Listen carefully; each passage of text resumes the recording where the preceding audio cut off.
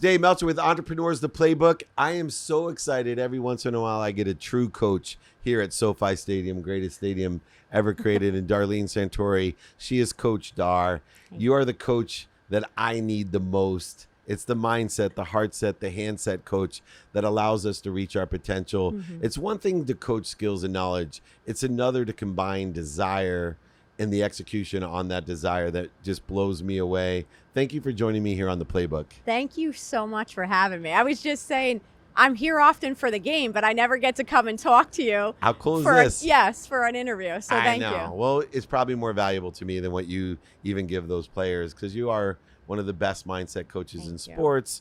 You're an occupational therapist, so you do have the skills and the knowledge to help people effectuate their potential. But I'm most interested. I mean, your book is so up my alley, right? This art of bouncing back.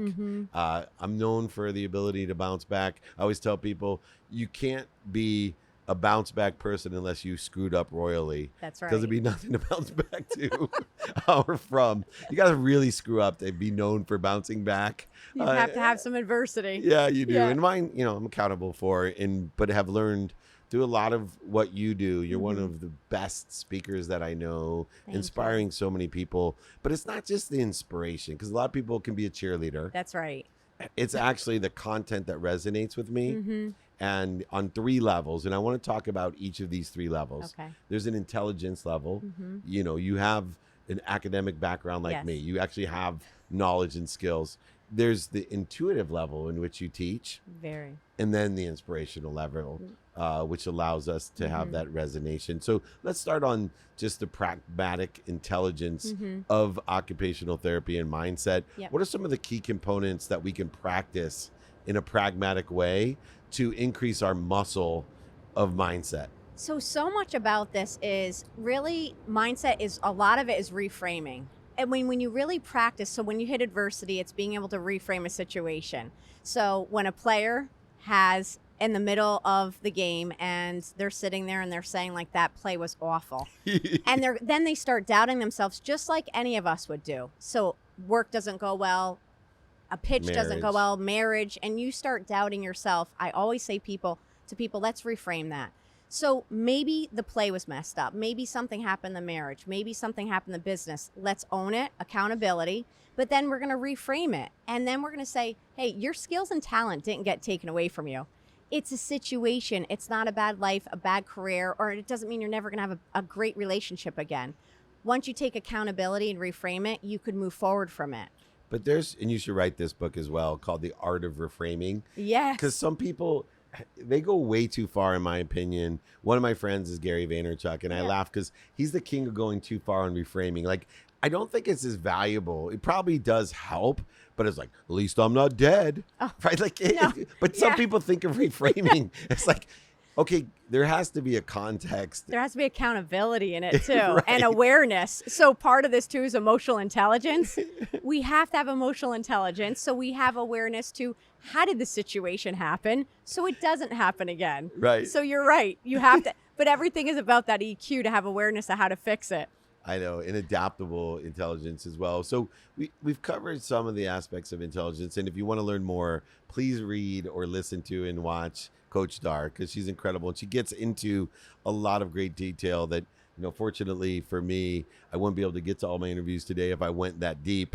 But I'm more interested even in intuition. Yes. So I want to start by someone who has your background in education and experience. There's a lot of different perspectives on intuition. What is your perspective of intuition and how it is also reconciled with an intelligence of mindset of peak performance? I think when people say oftentimes to me, you have such intuition, I feel like part of that too is I care deeply. You care deeply. You truly care. Everyone that you sit with, every time you talk to someone, your intellect also comes with your intuition because you care. So when you care enough, you start watching for people. What is their body language saying? What's going on in the room? When you walk in somewhere, did something just happen? So you know how to present, and you start picking up on things. So with all the people that I've helped, I'll say to people, make sure when you walk in, you're aware of what's going on and you start picking up. So someone may say something, but that's not what their body language is saying. So be thoughtful to ask a better question or the next question, to lean in more to it, because you'll get more out of the person if you're aware of what's going on. And I'm so glad you brought that word awareness up, because for me, I've struggled with the idea of intuition, because I went from like resistance on the woo-woo side of being an intuit, a sphinx, download medium. There's so many things that went through my head. And today I've literally simplified it as an indicator of what to be aware of. When I look at intuition, for me, I used to have a result-based, and I see a lot of gamblers, you're in the sports world like me, right? They think that, and I have a studio at the Wynn, which, by the way, come visit me at, because it's even cooler than this place. But I love walking by the craps table and someone hit a hard 8, which is 2 4s, in case people don't gamble. I love craps. Right? Yeah, me too. And they're like, I knew it. And I think to myself now, I'm like, you did not know it.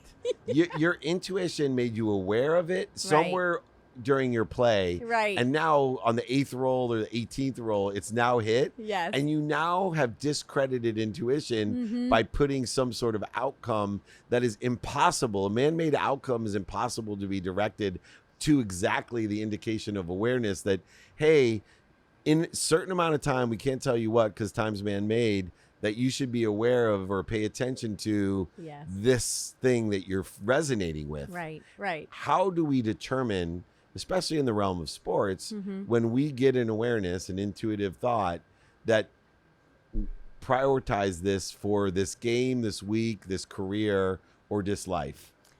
I think I go back to just general awareness, because I really relate so much to emotional intelligence. So just having general awareness, when you're aware of what's going on, and especially sports, or let's take it to anyone listening outside of sports, but start paying attention to the patterns that have been happening, because patterns predict things, which help you with intuition, which you could pick up on things faster. So be aware what's going on and then have some intuition.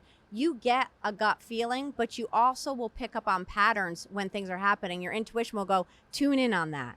Tune in on this because it's coming, or you see something. So when I'm helping a quarterback, I'm saying, like, tune in because you're going to watch what their body language doing, and your intuition will pick up to say, that's what we need to lean in on.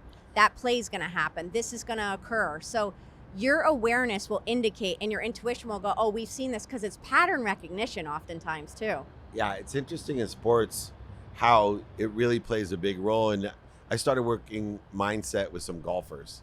And my first was just energetically, naturally golfers love, if they're playing in a twosome, threesome, or a foursome, while the other person's putting especially, miss it. And then they wonder why they miss it, because all of a sudden they're like, make it. Yes. I go, don't you understand what you're programming yourself with?